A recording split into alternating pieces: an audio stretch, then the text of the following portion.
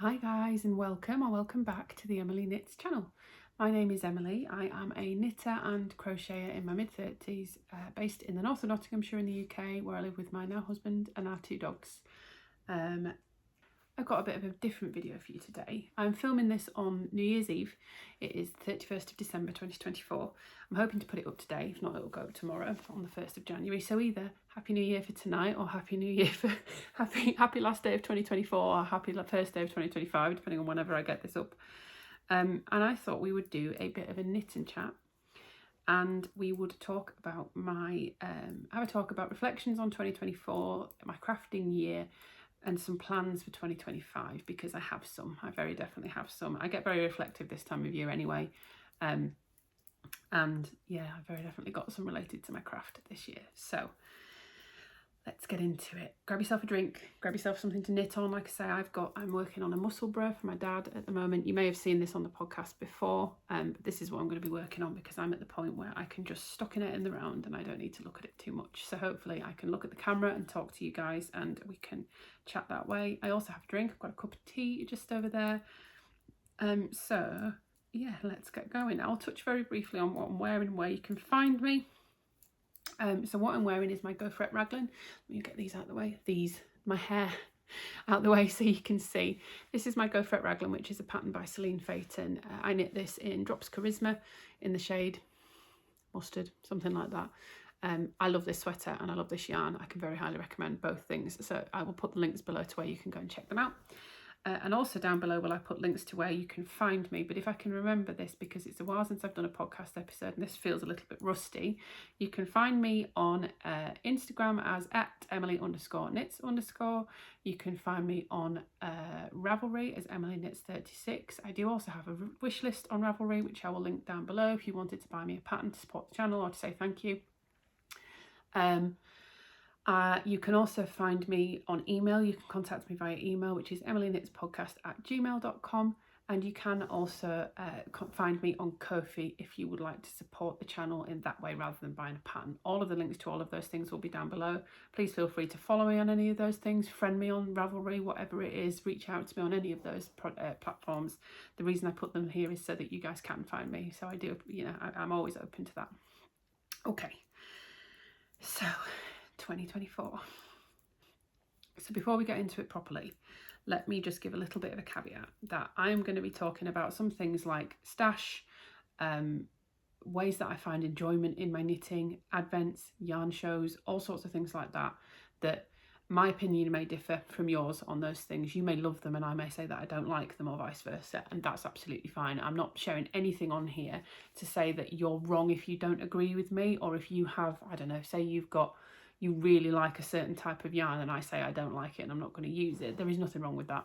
Variety is very literally, the biggest thing I think that makes this enjoyable, that makes life enjoyable sometimes. If we were all the same, it'd be very boring. So, we can absolutely agree to disagree, and I'm not saying that you can't be here if you don't agree with what I agree with and things like that. So, and also, I realise this time of year can be challenging for some people. I have actually had overall a very good 2024. And I don't want it to be that, rubbing it in anyone's face that it hasn't been. So all that said, yeah, let's get in and chat some knitting. 2024 has been a weird old year, hasn't it? I feel like, for all of us. Like I said, have overall had a very good year, but it was always going to be, because in this year I got engaged and I got married. So I've had 2 very big life events in this year, both of which were massively positive. But yeah, on a personal note, it has been a really good year for a lot of other reasons as well. I'm not going to go into huge amounts of detail about that, because that's not why you're here. Let's be honest, that's not why you're here. The reason I mentioned my wedding particularly is because I did knit things for my wedding, obviously, so it did influence my craft very definitely. But in terms of, if we have a look at some stats, I should say I've got my laptop here, so if I'm turning to look at that, that's why. In some terms of some stats for the year, so over 2024 I completed 38 objects. These are all slightly subject to change because I feel like I've missed 1 or 2. So I'm going to do a everything I knit in 2024 video. I am going to go through and show them all, but there was no point trying to put that in with this, because when I knit 38 objects, that's a lot to show. So yeah, I thought I'd talk about some stats here, and we'll do an everything I knit in 2024, probably in a couple of weeks' time, something like that. So yeah, I've completed 38 objects in 2024. 24 of which were accessories and 14 of which were garments. So a little bit of a different split than I expected. I would very much have considered myself a garment knitter, and I'm quite surprised that the split is that way.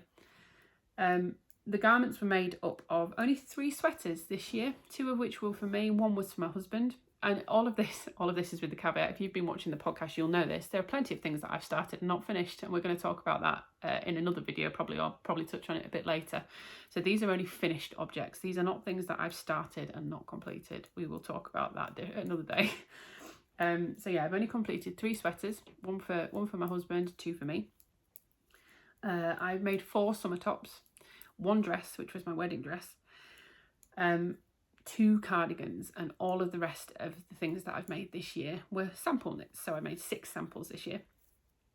I made 24 accessories. I am going to need to read this off the list, so I'm really sorry. So the accessories were made up of 4 pairs of socks, 2 blankets, 2 shawls and 1 shawlette, one like Sophie scarf style thing, 2 hats, 3 cowls, 1 headband, 1 crochet stocking, which I haven't shown, but I will show at some point on the podcast because I did that while we were away over Christmas. My other half didn't have a stocking. I whacked him one up really quickly. 1 tie, 1 pocket square, 3, I've lumped them together under amigurumi or home decor. So I made Hugo the Humpback, and I made 2 crochet pumpkins for Halloween. I guess the pumpkins class as amigurumi, do they? They're not a creature, but anyway. 2 scrap storage buckets and 1 doormat. So there was a wide range of things. And I think that's maybe where my sort of perception of myself as a garment knitter, not an accessory knitter, has come from. Because when I think of accessories, I think of gloves, hats, scarves, things like that. And actually a lot of the stuff I've made there, a few things were wedding related, tie, pocket square, things like that. Socks, I don't know, they don't pop into my head when I consider accessories. But actually for me, that's quite a prolific year of sock knitting, 4 pairs. And I've made some amigurumi, I've made some scrap buckets, I made a doormat, I've made, lots of other little things, 2 blankets that I guess you wouldn't consider as accessories, or that don't spring into my mind when I think of accessories, but still do fall under that category.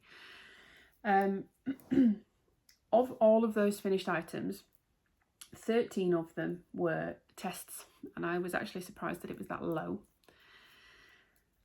6 of them were samples, and 8 of them were for other people, either gifts or requests. And actually the number of things that were for myself, particularly the ones that I completed, were really quite low. I think it was only maybe like I said, I've made myself about 6 garments this year, and that's it.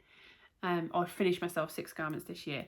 And I was aware of that when I came to get dressed for this video. Get dressed, like I wasn't wearing clothes before. When I came to get ready for filming, I thought it'd be nice to wear something that I finished this year, ideally.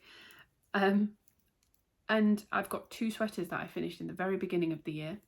They don't fit me very well anymore because I've lost some weight this year, which I'm not going to go into very much detail of because I realise it's triggering for a lot of people, and it's not why you're here.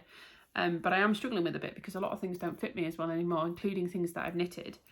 And yeah, they don't fit me as well. The other ones are summer garments, and it's too cold for that. It's definitely too cold for that at the moment. And I ended up going for something that I finished in 2023 because it fits me better. So yeah, I was really surprised by the number of things, the low number of things that I've knit for myself, really. I was definitely expecting that to be a bit higher. And yeah, I was surprised it was so few tests, and I do think I have carried quite a lot of tests into this year. They don't finish until January, February, March, and I've actually got one going into April. So that, I think, is part of it. But again, when we go through we're going to go in another video, I'm going to do a whip parade, and we're going to go through things that I haven't finished, and there's a lot on there. So that has been a big thing for me this year, I think, has been struggling to focus enough to be able to finish garments. That's been a definite problem for me, and I suspect that's why most of the things that I have actually finished have been test samples and for other people, because there's a deadline on them. I have learnt this year, I knew this already, but I think I've learnt this year just the extent to which I thrive on a deadline, and I thrive on doing a good job for other people. There's probably something in my psychology about that, isn't there? There definitely is. But like a sample knit, helping out, particularly somebody that I love as a designer or a dyer, test knits and sample knits, being able to help them get their things out into the world, I really, really love. And And that's the same as like well-received gifts for other people are exactly the same. Like my husband's sweater that I finished him, he took away with us on holiday. He absolutely loves it. He wears it all the time. There's nothing for me is quite such as good a feeling as praise for having done a good job or someone loving the garment that I've made them. And I love the things that I've made for myself, but it's different. And somebody said before, why don't you just self-impose a deadline? Tell yourself it's got to be done by a certain day or time or whatever, but it doesn't work because I know that that's not a proper deadline. That's a deadline that I've created, so it doesn't work. So yeah, I really thrive on deadlines and on those deadlines being for something that's going to help somebody else. So that has very definitely been a bit of a learning curve for me this year, just how much I like that, definitely. So my reflections on the year for 2024. I think I had, despite me saying I didn't do as many tests or I didn't finish as many tests as I thought I had, I think I did too many tests overall across the year. There were a couple that I had to drop out of, and particularly towards the end of the year, I had a lot of things going at once, all of which had deadlines and all of which had deadlines fairly close to each other. And again, I've got the same a little bit into the new year because I've clearly had a little bit of a period at some point where I've wanted that dopamine hit and I've chased that and I've signed up for stuff. And then I haven't necessarily got the actual hands and needle space to be able to knit that. So I think that at points very definitely added stress to my knitting, and that's not what I want out of my hobby. My hobby is something I take a lot of pride in. But it is also very much a calming thing for me, and I don't want it to become a chore. I don't want it to become something that I feel guilty about. So that is something that I'm considering going into 2025, the amount of things that I take on at any one time and how I can sort of limit that. I've made far more accessories than I thought, like I said, so I'm surprised by the lack of number of garments that I've made, especially considering the number that I think I've cast on and I've not finished, which need to be gone through. But I think it sort of, yeah, it surprised me how many other things I've made and actually how much I've enjoyed those as a bit of a break from garment knitting. So that again is a consideration moving into the new year. Like I said, I've lost some weight. A lot of the things I've made previously don't fit me anymore, and I'm sort of still learning what kind of things I like that suit me now because my shape has changed a bit. I have been about the size I was when I started making the podcast, which is about a 50-inch bust for a very long time. So learning a new body shape is a bit of a challenge, actually. It's been a bit more of a challenge than I expected it to be. And then the big one that I haven't touched on yet, really, is the amount of yarn, particularly, that I have brought into my house. The amount of the word I've written down on my list to talk through it with you is overconsumption. I have 100%. I don't know what's happened to me this year. I've just gone a bit mad with the yarn buying. You might have noticed if you've been watching the podcast from the beginning that I started off talking about acquisitions on the podcast. And I stopped doing that. And there were two reasons to it. One of the reasons was that I have found in the past that I get a bit of FOMO from other people's acquisitions. And I feel not pressured into buying things, but I feel like it encourages me to buy things that maybe I shouldn't otherwise. And I didn't want to do that to other people. I had a friend who I think is now back on social media, but years ago when I met her, she wasn't on social media. And the reason she wasn't was because she'd had that kind of keeping up with the Joneses thing on Instagram and stuff. And she'd ended up getting herself in quite a lot of debt through that. And I'll be honest, there's been points in particularly in this year where I've got partway through the month and gone, where's all my money gone? And it's gone on yarn, and I don't need any more yarn. So, and some of that does come from watching people's acquisitions and stuff like that, and things on Instagram, seeing brand sharing drops and deals and things like that. And a lot of it just comes from me, and I need to have more self-control over that. But this year has been, I dread to think how much money I've spent on yarn this year, which is a bit disgusting, really, honestly. Again, this is all entirely personal. This is how I feel about this myself. If you feel fine about it, then it's fine for you. That's it literally doesn't matter, but this is how it's making me feel at the moment. The amount of yarn that I have in my stash is ridiculous. I've started tracking, logging on my laptop because I don't find Ravelry super easy. I've started logging the amount of yarn that I've got and creating like a database for myself.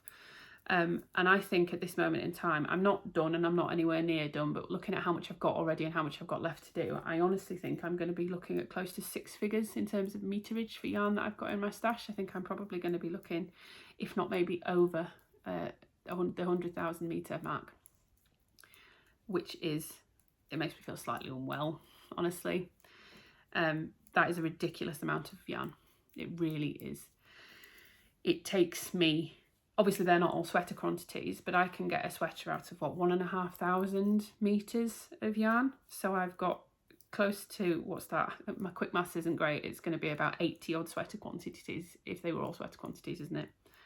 I have more yarn than I could possibly hope to knit in a year, probably in several years.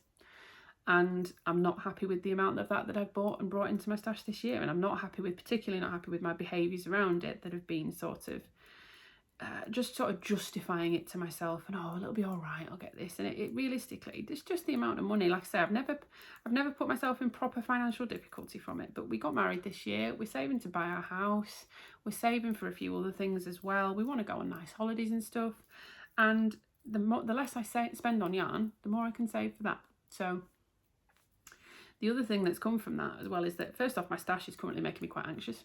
It's making me quite anxious and stressed and overwhelmed because there's far too much of it.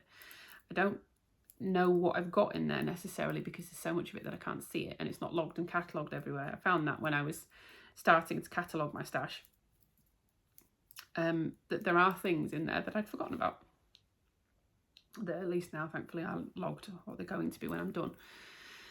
And there's stuff in there that I do love and I do want to use, but I don't ever get round to it because I'm so busy buying new yarn and getting carried away with that the old stuff doesn't look shiny when you come to it in that moment. So that's the big one, and that leads me on to plans for 2025, and I'm going to go straight into the big one off the back of that. I am putting myself on a yarn ban in 2025. So today is the last day that I could, in theory, buy any yarn, but I am not going to buy any today either. I don't want to buy anymore. Having started going through that process of logging my stash and looking at everything that I've got, I do not want to bring any more in at the moment at all. Will there be times in the year when I want to? Yes, absolutely. Am I going to resist it? Yes, also, hopefully. I'm going to try very hard, certainly. So yeah, I am not going to be buying any yarn in the year of 2025, with some slight caveats, but they are slight. So the main thing is that I am going to allow myself to buy yarn if it is to give myself enough to finish off a project, if that makes sense. So for example, and within reason, if I've got one skein of something and I need 6 to make enough to make a sweater, that isn't getting some to finish off a project, that's buying a sweater quantity, so I'm not doing that. But like for example, I am going to be knitting a sweater shortly for a test knit. I have some Kremke sole wool, I can't remember the full name, but basically I've got five skeins of it in stash. To make the sweater size and length that I need another 2 skeins. So I'm going to get those 2 skeins, because the other thing is I would also far rather, I want to get my stash down and I want to get rid of my stash and reduce it massively and use the lovely stuff that I've got in my stash, but I don't want to use it for the sake of using it and make things that then I won't wear, that don't suit me, that I don't like, just because they fit with the yardage that I've got, because to me that also feels wasteful, but wasteful of my time as well as the resources. So yeah, if I need to buy a couple of skeins to finish a project, I will try and find the most budget friendly options if I can. So for example, if I'm buying a contrast colour or something, say I've got a sweater quantity but I want to buy a contrast colour as colour work or something, I will try and find a budget friendly option to do that. There are plenty out there, and that was always one of the things that I wanted to focus on when I started this channel. So I'm definitely going to focus on things like that, like drops, things like that, like the Yarnsmiths ranges, where you can get good quality things for good quality wool, good quality yarns, good quality fibres of different, different types in a budget format, so that I'm not spending ridiculous amounts of money to get yarn to finish off a project. And again, within reason, say if I need 2 skeins of hand-dyed fingering weight yarn to finish a project, that's probably going to be looking at £45+ pounds. So I'm not going to do that. I'm not going to do that. That's not within reason for me.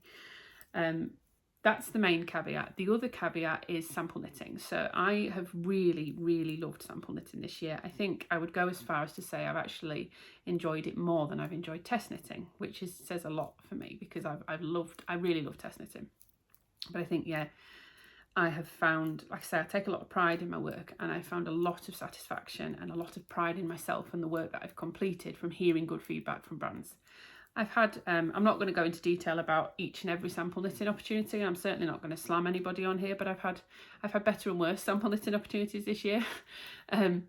Some has been positive, most has been utterly positive. There have been a couple that have been slightly less than, but for the most part it has been fantastic.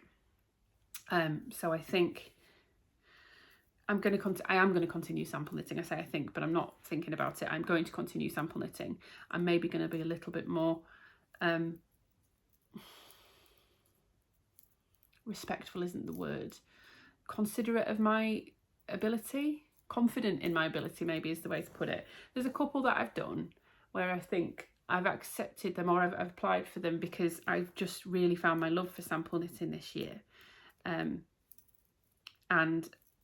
I always, in my head, a little bit of me goes, somebody's paying me to make this. This is my hobby. Somebody's paying me to do my hobby. Like, this seems too good to be true. And I think I've just kind of followed every opportunity because I just want the opportunity. But there are a couple where the amount that I've received for that has been quite low. Again, I'm not going to slam any brands because realistically it was on me. They told me this is what we pay for this sample. Are you okay with that? And I've said yes. So it's on me. I have chosen to go forward with that. But I think, you know, now just trusting in my abilities a bit better, trusting in the fact that I can complete to the standard and the time that they need, turning down the opportunities where realistically, if I was paid by hour, I would come out probably at loss. It's probably a better thing to do, and just picking the things, and maybe just picking a little bit better brands that I absolutely love. I'm going to be sample knitting very shortly for one of my absolute favourite brands, who is a really lovely small business. She's trying to grow things over the next couple of years so that she can go full-time dyeing. And I absolutely love her as a person. I love her yarns as a consumer. I buy from her all the time myself. And being able to be a part of her journey in that and support her in that through using my own time when she hasn't got the time to do it, that makes me feel really good. So things like that I'm going to lean towards a little bit more. And maybe the bigger brands, particularly the bigger brands where the price isn't great for what you get, or the compensation isn't great for what you get, I'm probably going to steer away from a little bit more. But that's fine. They've got, you know, if there's something that does fit my requirements, I'll do that a bit more. But I guess it's just valuing my time and my ability a bit better, isn't it? It's knowing my worth and not undercharging for my services, basically. I think that's important for all of us as hobbyists. We get asked for gifts and things, don't we? And we get asked, could you make me one of these? And working out a fair price for that there's nothing wrong with that. Saying that actually, yes, I can do this, but you'd need to pay me X amount. Fine, know your worth. The reason I mentioned sample knitting on the stash section is that quite often sample knitting, particularly for really only one have I come across, which was woolly knit, where it's an amount. They say, we will pay you this, and it's an amount. I have come across a couple where they say they'll either pay you in money or you can choose store credit. And I know if you sample knit for designers rather than dyers, obviously a dyer will often, particularly for indie dyers, I guess, the benefit for them is if they give you store credit, you take some of their stock and you then make something out of it, so they get a bit more publicity out of it. So they quite often will want you to have store credit, and that's what they offer. Some of the others, a designer, doesn't really have that to offer you, and they could offer you patterns, but you might not want that value of patterns. So designers will quite often pay you like a fixed fee or an agreed upon fee rather than store credit, because they haven't got a store credit that works, if that makes sense, that's relevant to give you. But what I've done a lot of this year is sample knitting for designers, for dyers, for indie dyers. And I think that's probably going to continue. So they do tend to offer store credit, which means that I will be getting yarn from that. And I'm going to continue doing that. I think what I might do is what I want to do is either be just a bit more considerate about what I'm picking. And I think I've got a bit better at that later in the year. You know, pick things that I do want to make something out of, that I have a plan for, not just that's a nice skein, that'll do. Or pick things that could be used in giveaways for you guys. I think that would be quite a nice way to de-stash. So there'll probably be some more giveaways coming this year, but also to sort of give back to you guys a bit, try and pick some special things from particular dyes, especially if I've had a nice experience sample knitting for them and I like their yarns. Why not give some of that to one of you guys and let you experience that, and also give that dyer the wider reach as well. So I'm going to continue stash busting, sample knitting. And there will be some yarn coming in from that, from the store credit things. If it's not store credit and if it's money, I'm not going to spend that money on yarn. That money is going to go in savings or whatever, or just into my account to be spent on life expenses. It's not going to specifically be going on yarn, because I've definitely done that in the past. Oh, well, technically it's payment for yarn, so I'll go and buy yarn with it, justify it. It's so easy to justify, isn't it? And if there is an option for payment instead of store credit, I will try and take that payment option instead of store credit wherever I can, especially if it's something smaller. They're the ones that are a bit more challenging, where you get one skein worth of credit, and that's fine because usually they're smaller items. They're a hat, they're a pair of socks, something like that. But those are the things that are hardest to stash bust, aren't they? Single skeins. They're things like hats. You can make things like muscle bras, pairs of socks out of them. But if I've got a sweater quantity, that's going to be much easier for me. So yeah, leaning towards that as well. I am going to be tracking my usage and any incoming yarn. So if I do buy yarn, I've got hair in my hat. It's not my hat, it's for my dad, so he doesn't want my hair in it. If I do buy yarn, whether that be to get a quantity to make a project with, or whether that be through store credit, I'm going to log it and I'm going to track it, and I'm going to, on a sort of, what I think I'm going to do is, my focus next year is very much going to be on stash busting. Obviously, I don't want to just track my stash and not bring yarn in. I do want to use what I've got, and I want to make a concerted effort to try and get rid of as much as I can.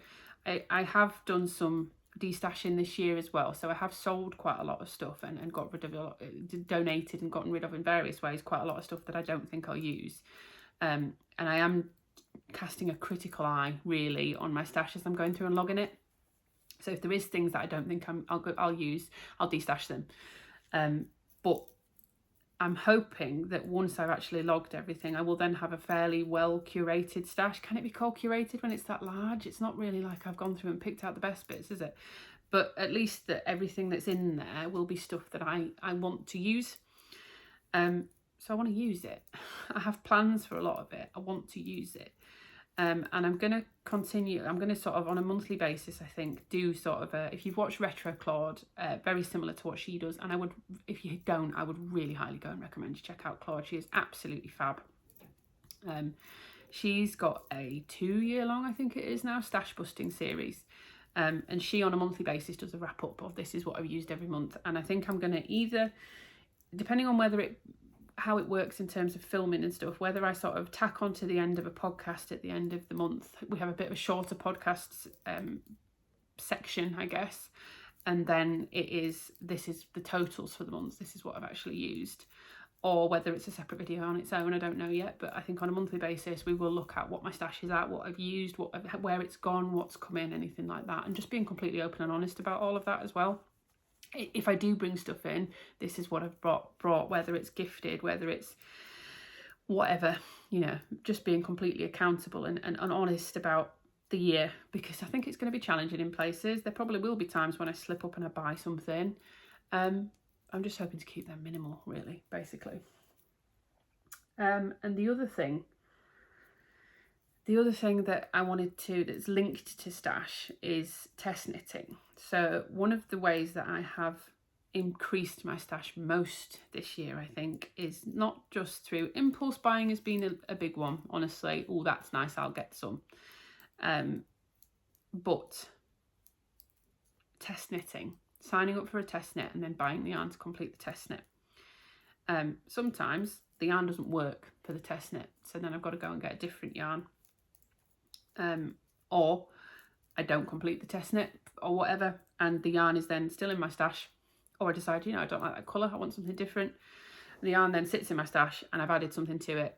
Or sometimes I'm buying for the test knit, but I need to get up to the I don't need, I want to get up to the free delivery amount on Wool Warehouse. How many other people do that? I think we all do that, don't we? So I end up adding extra things on to get to the free delivery, and they then go in my stash. So I am only going to be signing up for test knits if I have yarn in stash to complete them. Now, still with the caveat of, like with the Ekin sweater that I mentioned with the creme cassol wool, if I have the vast majority of it, but I need a skein to finish, to have enough to test knit, fine, let's do that. But yeah, if I don't have the yarn in my stash to do it, I am not going to sign up for the test knit. I am also going to try and really limit the amount of test knits that I have going at any one time. Along with my sort of my stash database spreadsheet, I'm looking because it's over here, I have created tabs to track the finished objects that I made in 2024 and also the ones that I finish in 2025, and I'm essentially going to use that like a whip in the sense of, like, I guess, like in the sense of finance or work. This is my whip, this is my work in progress, this is my pipeline, essentially, is what I'd refer to it in my job in recruitment. This is what I've got going on that I need to focus on at the moment. And that will include test knits with deadlines and things like that. So I can look at it and visually see easily, okay, you've already got 3 around that time, don't add another one in there. So yeah, that's going to be a big one because it's so easy to sign up for test knits. I think also it might be helped by the fact that because I've lost some weight, I am a different size now and I am more into those popular sizes that get more applicants. So I'm hoping that I might also not get all of the ones that I apply for. Do you know what, it'd be better if I could just control myself and not apply for them in the first place, but some of them I won't get, so that's a good thing, honestly, that's a good thing. Let's see what else. The other thing, yeah, I want to really focus on making some more garments this year. Like I said, I was surprised by how few I've made this year. I really do want to make myself some more. And there is a couple of areas of focus particularly where I want to make some more. So I want to make more cardigans. I have noticed that the things that I wear the most are cardigans. And I've already started making a couple of other cardigans on test knits and things like that. So I want to finish those off and I do want to make myself some more cardigans. I'd also like to make myself some more sweaters and maybe things that could be a little bit more work appropriate, particularly for like teams, because I do a lot of working from home. It'd be nice to be able to have them, you know, they're comfy, cozy. I made them, so they're absolutely fab, but maybe just a little bit more work appropriate than some of the stuff that tends to look a little bit scruffy. And I would like to make some more summer tops. So I mentioned this year that I've made 4 summer tops. I made the Yanchi Tee by Herb Garden Knitwear. I made the Reveries Tee by Herb Garden Knitwear. I made the Tendril Tee by Sophie of the Knit Pearl Girl. And I made the Wicked Dreams by Celine Feyten. And all 4 of those are easily my most worn garments this year. I've also got a lot of wear out of my ranunculus, which is something I made 2-3 years ago now out of a cotton acrylic blend. I wear those summer garments more than anything else, and it was really nice in summer to have those to just be able to throw on and still feel a bit more polished and a bit more put together. I do have, I think, 3 or 4, maybe 5 actually, quantities of summer yarn in my stash. And I haven't got plans for them specifically, but I really would like to turn those into some summer tops. And along with that, there's going to be some exciting content. So you've probably heard me mention already on here Leah of Leah Amber Knits, who I am very lucky to be able to call a friend. She's an absolutely fabulous friend of mine. I have loved getting to know her this year. And we decided, this was her idea, I'm just sort of jumping along for the rodeo, we decided we're going to run a knit along or a make along, because there's crochet is going to be allowed as well. We are going to run the Get Ready make along. We will give you full details and stuff like that. This is just a little bit of a sneak peek. Leah's going to do a bit of an announcement at the weekend, I think, and I'll do a bit of an announcement over here as well. But essentially, we're going to be running a make along from January to March. Dates will follow. Getting ready for spring and summer. So making some summer garments, making summer tops, things like that. Because how many times do we get to the warm weather and then decide we want them? And then you're trying to knit a garment in fingering weight or light fingering weight, usually on very small needles. And by the time you finish it, it's cold again. So we're going to be focusing on that. There will be surprises. We will probably set up some sort of hashtag, things like that you can tag us in. But I thought it'd be really fun. I was wanting to do some sort of make along or knit along this year, and I'll probably do some others later in the year as well. But when Leah suggested that we should do a joint one, I thought that was a fantastic idea. So we'll be running that very shortly, and I will very definitely be getting ready and knitting some garments, some summer garments along with all of you. So stay tuned for that. So that's overall the big plan for 2025. What does that mean for you guys in terms of content? So like I said, it's still going to be doing the weekly podcasts, hopefully weekly. I'm going to keep trying to do them weekly. They will start again essentially from probably this week, maybe next week, maybe this week. I'll see if I can get one in this week. With the focus on towards the end of the month, particularly for each month, either doing a separate stash busting video or talking about the amount of yarn that I've used in them. Being honest about any acquisitions that do come in, being sort of transparent about sample knitting as well, and the value that comes from that and things like that, maybe what I get compensated for that to an extent, because I realise it's a bit, almost demystifying it a bit, I guess. So they're still going to be coming. I am going to be trying to do some more sort of challenges and things like that as well. How much yarn can I use in a month? How much can I knit in a week? Things like that. Can I knit a garment in a week? Things like that. Trying to be monogamous, things like that. I'm going to also do, probably fairly soon, but it's going to take me a bit longer to do. It's like I say, I'm going to do an everything I knit in 2024, and I'm also going to, along with that, at some point do a whip parade of everything I've brought with me. I'm going to be quite ruthless with that, so we're probably going to be having a bit of a frog-in party as well, because a lot of the things that are on there are long-standing whips that, like I say, will no longer fit me how they were intended to. And I'd like to reclaim the yarn and use them for other things, because at this point, some of them have been on my needles for 2-3 years. I'm not going to finish them, am I? So let's be ruthless and let's just take them out. So that's going to be interesting. I think it'll be quite funny as well, because the first ever video that I did on this channel was a whip parade, and I think it'd be quite funny to see that most of those are still on the needles. So yeah, that will be a big one. And yeah, quite a lot of that I think will be frogged and ripped back and repurposed, logged into my stash and ended up being repurposed for other things. So come join for that. And if you want to go through your whips and frog stuff at the same time as me, let's do it. Let's all rip stuff back together. And the other thing I wanted to mention was, I've mentioned in passing a couple of times, but it will be coming fairly shortly, hopefully, or it'll be starting fairly shortly. I am going to be doing a year-long series looking at, and this is another caveat I needed to mention on my yarn bone.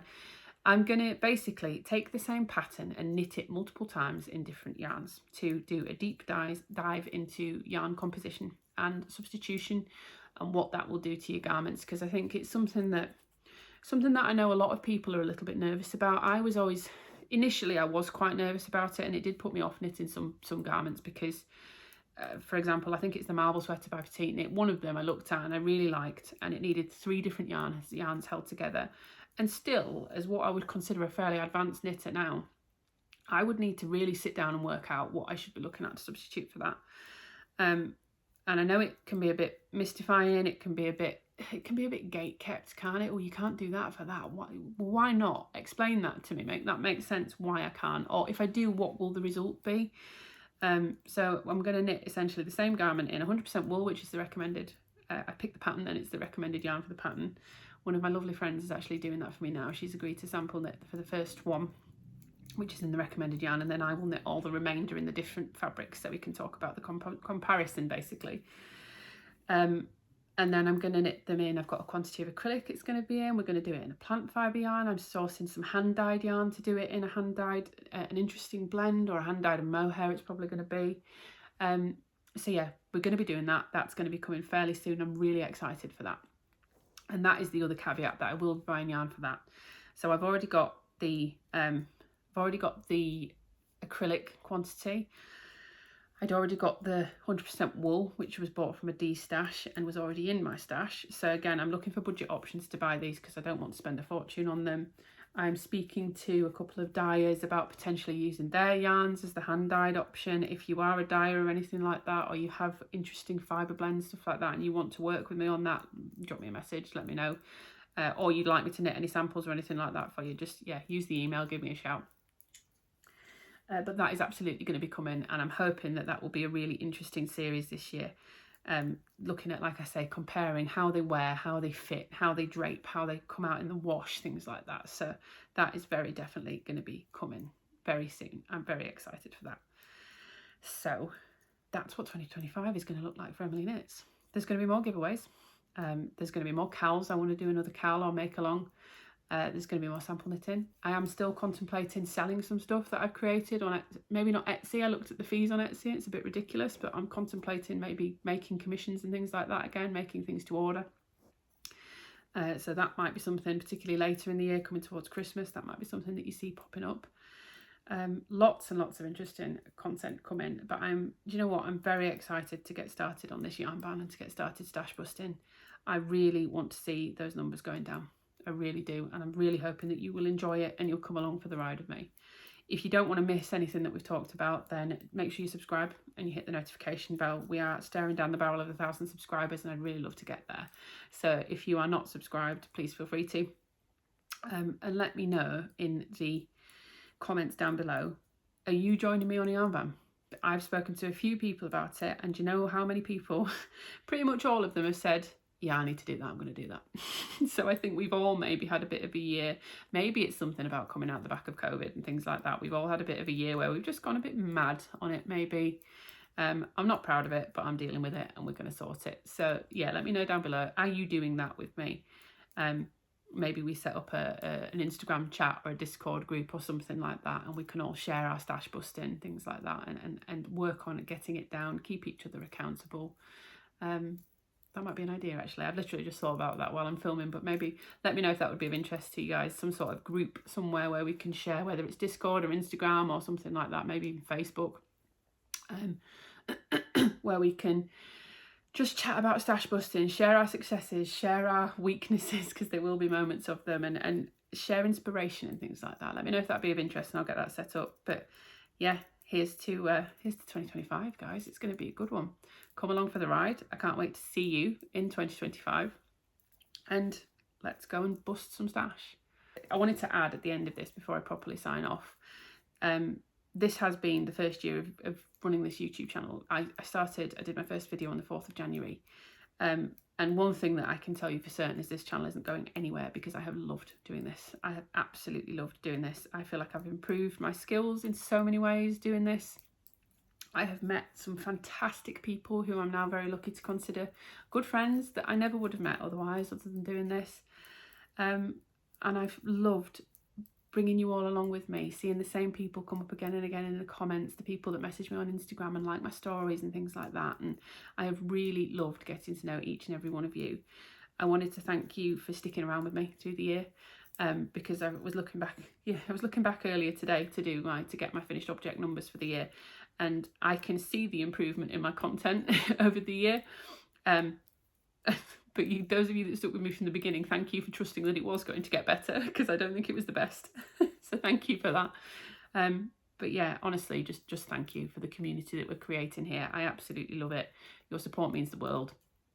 And you make it a genuine joy to come and do this and talk to you guys and share this with you guys. And I can't wait for another year of doing more of it. So on that note, with me getting soppy and emotional with you all, thank you so much for watching. I love all of you, and I'll see you in 2025 and we'll have a great year. Bye, guys.